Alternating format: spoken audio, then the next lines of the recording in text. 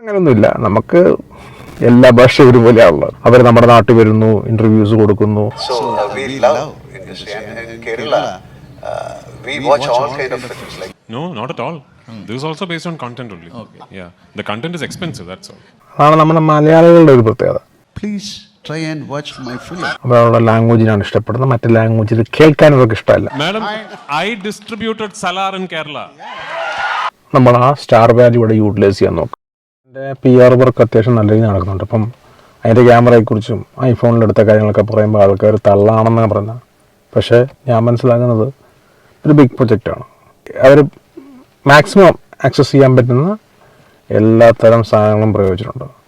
ഇപ്പം മൊബൈലിൽ നിന്ന് ഐഫോണിനടുത്തേക്കുന്നത്, ഐഫോൺ ഉപയോഗിക്കുന്നവർക്കറിയാം അതിൻ്റെ ക്വാളിറ്റി എന്താണ്. അതിൻ്റെ ക്യാമറ എന്ന് പറയുന്നത് കിടലിനാണ്.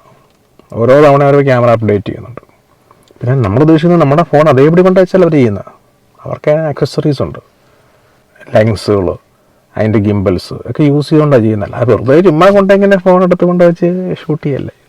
So thank you for the confidence and thank you for why I'm saying thank you is because it takes people like Dil Raju Garu to really understand that this film is not just another film from our industry. This is a project where the entire Malayalam film industry is aspiring to really push our boundaries. We have not tried something like this before. So we really hope that this is the beginning of a lot of things for us.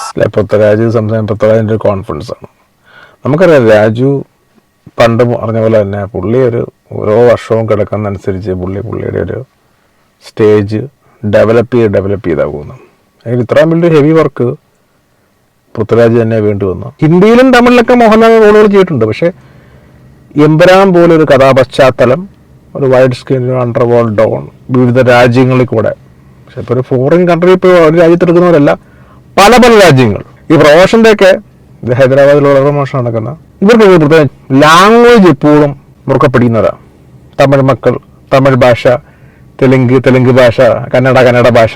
കേരളക്കാർക്ക് അങ്ങനെയൊന്നുമില്ല. നമുക്ക് എല്ലാ ഭാഷയും ഒരുപോലെയാണല്ലോ. നമ്മളങ്ങനെ ഒന്നിനും പിടിഭാഷ വെക്കാറില്ലല്ലോ.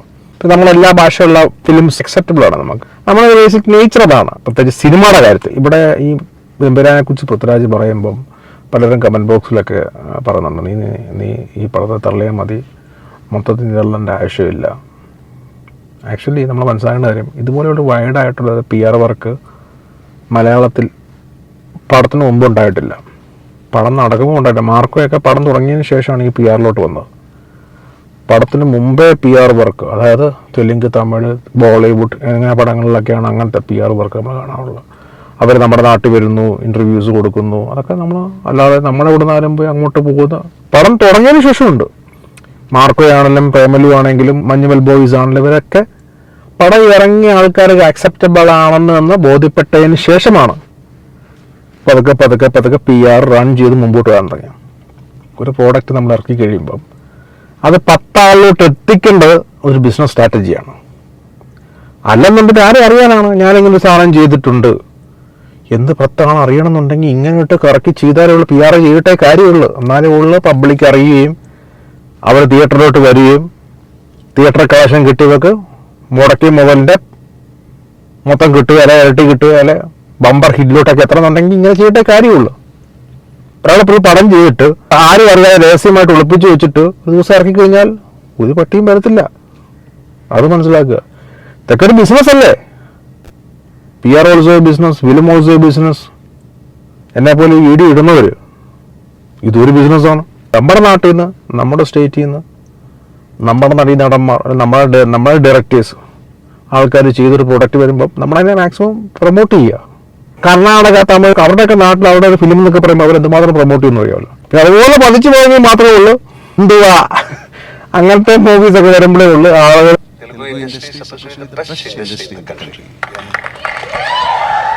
The kind of respect you are showing to the cinema, to the artists, it's amazing.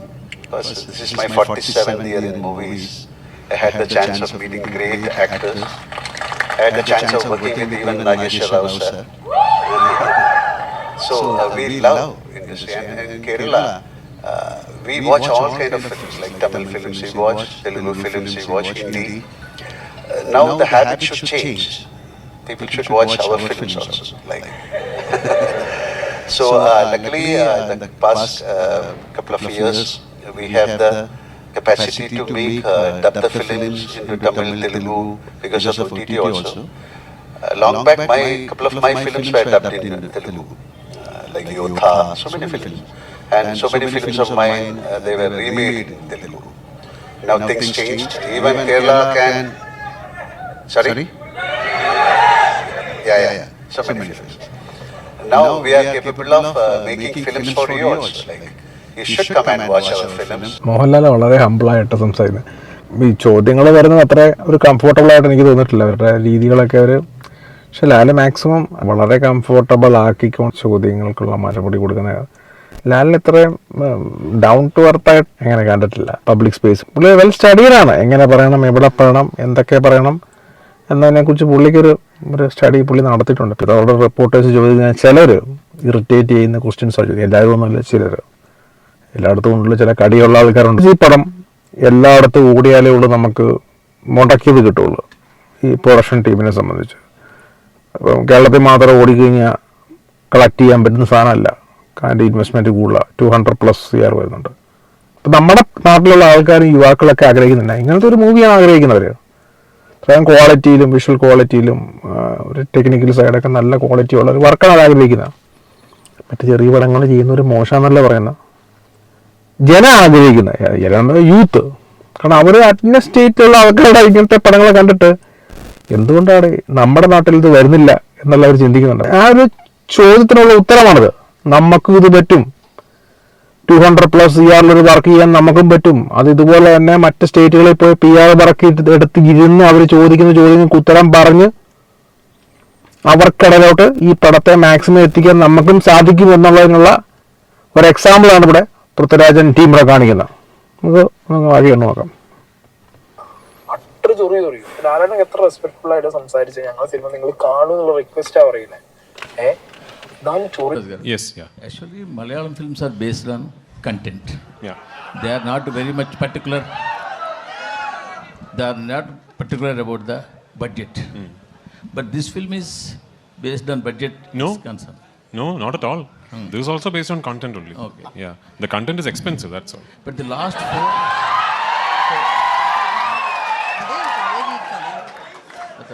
four years, if we saw in Malayalam, Yeah.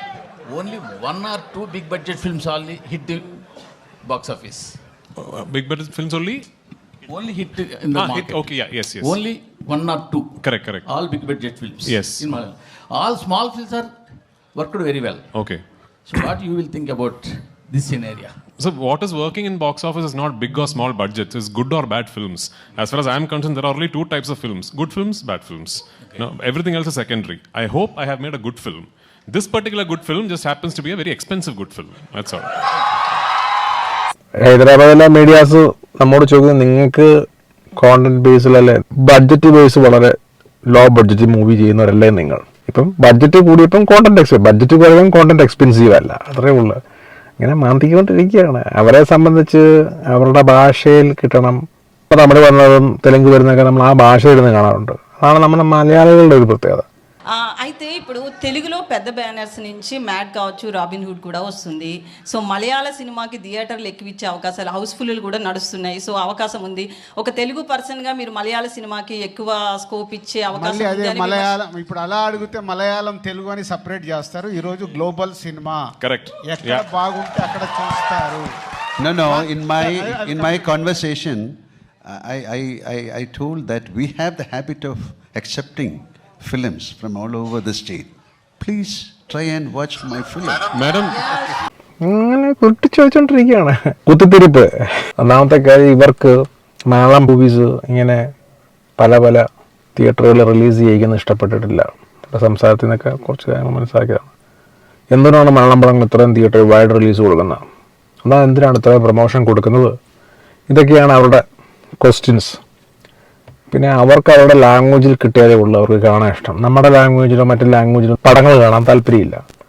അവർക്ക് അവരുടെ ലാംഗ്വേജിൽ നമ്മുടെ മറ്റുള്ള രാജ്യങ്ങളിലെ മറ്റുള്ള സംസ്ഥാനങ്ങളിലെ പടം കിട്ടണം.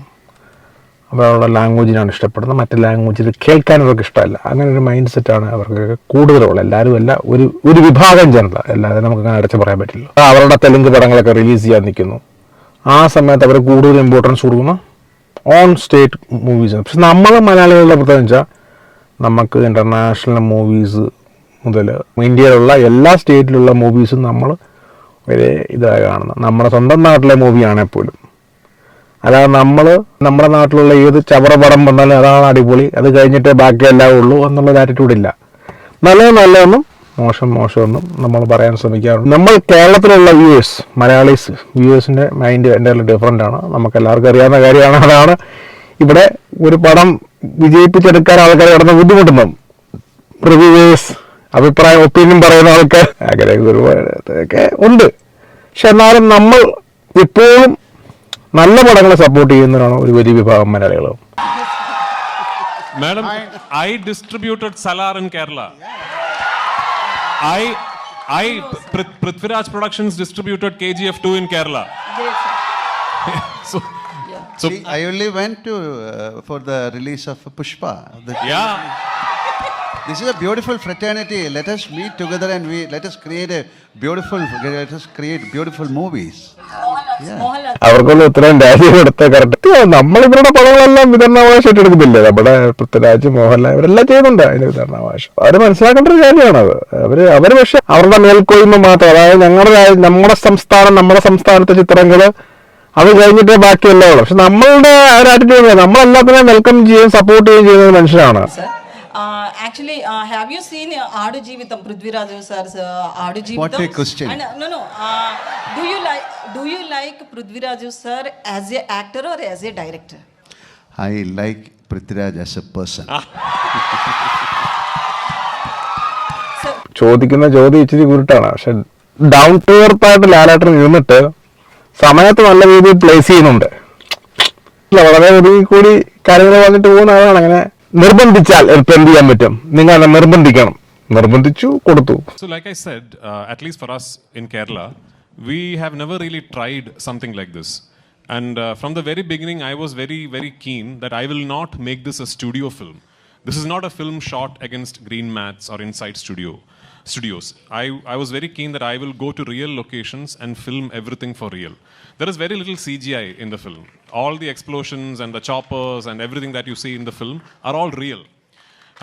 Which then meant that I had to travel around the world for almost 2 years to sort of finalize the locations where I could shoot this film. Like say for example, we went to the US. One schedule of our film was in the US. Usually when a film goes to the US, what do you do? Like you shoot in a city, maybe 2 cities. So we went to the US with a big unit because my cameraman does not use lights at all. Anyway, with a big unit we went to the US and we started shooting near Albuquerque in Santa Fe, New Mexico. Then we went to Gilman Tunnels. Then we went to Arizona. Then we shifted to New Orleans. Then we shifted to Yuma White Sands. Then we shifted to New York. And we went to New Jersey. So can you imagine? And it's not like a 20-member unit. It's a big unit. We had to chart airlines, have special aircrafts and everything. So it was such a big logistical challenge. Then we went to the UK. And so when I'm dreaming, I can dream limitless. No. I wanted to close off the Waterloo Circle. I wanted to block off one whole tube line in London. The City and Waterloo line I wanted to close off for one day. And everyone, including the UK line producers who used to do these big Hindi, English films, told me it is not possible. They said it is impossible, you can't do it. I went straight personally to the London Council Transport Office and I made a request and I told them that this is what. And they agreed to it. And we did. So things like that we never knew were possible. That was the biggest challenge. So 2 years it took us to set up the project. And actually we have only shot the film for 143 days. When I say only, for a film of this size, 143 days is not too bad, you know. So the shooting was very smooth because before that we could set up everything very well. Setting up was a big challenge. My cinematographer, myself, my assistants, we have traveled around the world for months on end. നമ്മുടെ മലയാളത്തിൽ ചെയ്തതിൽ ഏറ്റവും വലിയൊരു heavy project തന്നെ വേണ്ട. Ticket എനിക്ക് കിട്ടിയിട്ടില്ല. First day ticket കിട്ടിയിട്ടില്ല. സെക്കൻഡ് ഡേ എല്ലാം കിട്ടിയാൽ മതിയായിരുന്നു. ഞാൻ വലിയൊരു ലാൽ ഫാനൊന്നുമല്ല. നല്ല പടങ്ങൾ ഇഷ്ടപ്പെടുന്ന വ്യക്തികൾ. ലാലിൻ്റെ ആണെങ്കിലും മമ്മൂട്ടിയുടെ ആണെങ്കിലും നല്ല പടങ്ങൾ കാണാൻ ആഗ്രഹിക്കും. അപ്പം നമുക്ക് കാണണമെന്ന് ആഗ്രഹം തോന്നുന്ന മൂവിയാണ്. ഒരു നടൻ്റെ എല്ലാ മൂവീസും സക്സസ്സും ആവുന്നില്ല. പരാജയങ്ങളുണ്ടാവും. So first of all, I have to appreciate you for giving the title credit for Murali Gopi. Yes. It is equivalent to the director. We don't see that on a regular basis. No, I mean, he's the reason this project happened. Yeah. That's what we don't see that regular, particularly on the promotional content. And പലരും പറയുന്നുണ്ട് മുരളി ഗോപിയുടെ product എടുത്തിട്ടും പുള്ളിക്ക് വലിയ importance കൊടുത്തില്ല. പക്ഷേ നമ്മൾ മനസ്സിലാക്കി മുരളി ഗോപിക്ക് നല്ല ഇമ്പോർട്ടൻസ് ഉണ്ട്. അതിൻ്റെ പേഴ്സണൽ ഇൻ്റർവ്യൂസ് ഒക്കെ ഇഷ്ടം പോലെ PR വർക്ക് നടക്കുന്നുണ്ട്. പോസ്റ്ററിലാണെങ്കിലും കൊടുത്തിട്ടുണ്ട്. റൈറ്റർ എന്ന് പറയുമ്പോൾ റൈറ്ററിനുള്ള പ്രശ്നം എന്താണോ അതൊക്കെ കൊടുക്കുന്നുണ്ട്. തുരാജിന് കൂടുതൽ ക്രെഡിറ്റ്സ് കിട്ടി, മോഹൻലാലിന് കൂടുതൽ ക്രെഡിറ്റ്സ് കൊണ്ടുവരുന്ന ആളുകൾ വിമർശിക്കുന്നുണ്ട്. അത് നിങ്ങൾ ആദ്യം മനസ്സിലാക്കേണ്ട ഡയറക്ടറാണ് ഫസ്റ്റ്, ദെൻ റൈറ്റർ, അത് കഴിഞ്ഞിട്ടാണ് ആക്ടർ വരുന്നത്. ഡയറക്ടർ എന്നുള്ള പൃഥ്വിരാജ്, അതിൻ്റെ അവിടെ തന്നെ മുരളി ഗോപിയുടെ പേര് വരുന്നുണ്ട്. ദെൻ മോഹൻലാൽ എന്ന് പറയുന്നത് ബിഗ് ബ്രാൻഡ്. സ്റ്റാർ വാല്യൂ ഉള്ള ഒരു വ്യക്തി വരുമ്പം നമ്മൾ ആ സ്റ്റാർ വാല്യൂ ഇവിടെ യൂട്ടിലൈസ് ചെയ്യാൻ നോക്കും. കാരണം വെച്ചാൽ ബിസിനസ് ആകണ്ടേ, മുടക്കിയ പണം ഇങ്ങോട്ട് തിരിച്ചു വേണം. വേൾഡ് വൈഡ് ആൾക്കാർ കണ്ട് വേണം മുടക്കിയ മുതൽ തിരിച്ചു വരാൻ. അതിന് പറ്റിയൊരു ബ്രാൻഡ് മോഹൻലാൽ. അതാണ് ലൂസിഫറിൻ്റെ മോഹൻലാലിൻ്റെ L2. അത് തന്നെ ഇമ്പോർട്ടൻസ് അവിടെ കുറച്ചിട്ടില്ല ഔട്ടും. ആ പോസ്റ്റേഴ്സ് എടുത്തൊക്കെ നിങ്ങൾക്ക് മനസ്സിലാക്കാൻ. പിന്നെ വിമർശിക്കേണ്ടവർക്ക് വിമർശിക്കുക, അത് വേറെ കാര്യം. പക്ഷെ വിമർശനങ്ങൾ ഹെൽത്തി ആയിരിക്കണം. അവിടെ തന്തയ്ക്കും തള്ളയ്ക്കും വിളിച്ചുകൊണ്ടല്ല വിമർശിക്കേണ്ടത്. yeah, was the answer? Yeah. So in the trailer at teaser, we see a lot of wide-angle shots, which are very rare for a commercial cinema. We hardly see any wide-angle shots for commercial. So what kind of camera and the technicalities are used for Empuran, and why so many too many wide-angle shots? Actually, in commercial, Shots you saw, we shot on an iPhone. yeah. Some shots are on an iPhone actually that you. Yeah. Yeah, we used many cameras, Alexa, Red, GoPro, iPhone, etc. Sony FX3. Yeah, Sony FX3. Black Magic. Many. And GoPro വരെ use ചെയ്തിട്ടുണ്ട്. IPhone, GoPro, ആരിയലെക്സ്, കിട്ടാവുന്ന എല്ലാ camera ആക്സസറീസും use ചെയ്യുന്നതാണ് brilliant director. കാരണം വെച്ചാൽ നമുക്ക് ഏത് രീതിയിൽ എവിടെയാണ് ഒരു ക്യാമറ, ഇപ്പം ഐഫോൺ തന്നെയല്ല, ഐഫോണിന് ഫുൾ ആക്സസറീസ് കിറ്റ് കാണും. ഗോപ്രോയ്ക്കുള്ള കിറ്റുണ്ട്. ഇപ്പം നമ്മൾ കാണുമ്പോൾ നമ്മൾ ഗോപ്രോ ഇത്രയല്ലേ ഉള്ളൂ. അവരതിൻ്റെ അഡീഷണൽ കിറ്റ് ലെൻസ് യൂസ് ചെയ്യുന്നുണ്ട്, അഡീഷണൽ ബാറ്ററി യൂസ് ചെയ്യുന്നുണ്ട്, അഡീഷണൽ ഫിൽറ്റേഴ്സ് യൂസ് ചെയ്യുന്നുണ്ട്. ഇപ്പം ഫോണാണെങ്കിലും ഐഫോൺ ആണെങ്കിലും ഗോപ്രോ, നമ്മുടെ ഫോൺ അതേപടി ഇങ്ങനെ വെച്ചോണ്ട് നടക്കുന്ന, നമ്മളെ വഴികൾ നടക്കുന്ന പേടിയല്ല, ഗിംബലൊക്കെ വെച്ചോണ്ടാണ് നടക്കുന്നത്. നമ്മുടെ വേറെ ഗോപ്രോ ഇങ്ങനെ പിടിച്ചാൽ എൻ്റെ എല്ലാം ഡിഫറെൻ്റ് ആണ്. കാരണം ഏതൊക്കെ സിറ്റുവേഷൻ എവിടെയൊക്കെയാണ് ഒരു ക്യാമറ നമുക്ക് ഒരു മിനിയേച്ചർ ടൈപ്പ് യൂസ് ചെയ്യാൻ പറ്റും. ചിലപ്പോൾ ഒരു ക്രൗഡായിരിക്കും, ചിലപ്പോൾ ഒരു കോംപ്ലിക്കേറ്റഡ് ഏരിയ ആയിരിക്കും, അവിടെ ക്യാമറ വെക്കലെന്ന് ചിലപ്പം പറയും. അങ്ങനെ പറയുന്നതുകൊണ്ട് ചിലപ്പം ഗോപ്രോ വെക്കേണ്ടി വരും. ചിലപ്പോൾ മൊബൈലോട് യൂസ് ചെയ്യാൻ പറ്റും. എല്ലായിടത്തും ക്യാമറ ഹോൾഡ് ചെയ്തുകൊണ്ട് ചിലപ്പോൾ വരാൻ പറ്റണമെന്നില്ല. വേറൊരു കൺട്രി, അവിടെ സിറ്റുവേഷൻസ് എന്താ നമുക്ക് പറയാൻ പറ്റില്ല. ഇതൊരു പ്രൊമോഷൻ PR വീഡിയോ ആണ്. കണ്ടപ്പോൾ ഞാൻ ജസ്റ്റ് ഷെയർ ചെയ്യുന്നുള്ളൂ. വീഡിയോ ഇഷ്ടപ്പെട്ടെങ്കിൽ ലൈക്ക് ചെയ്യുക, ഷെയർ ചെയ്യുക, സബ്സ്ക്രൈബ് ചെയ്യുക. Okay, bye, take care.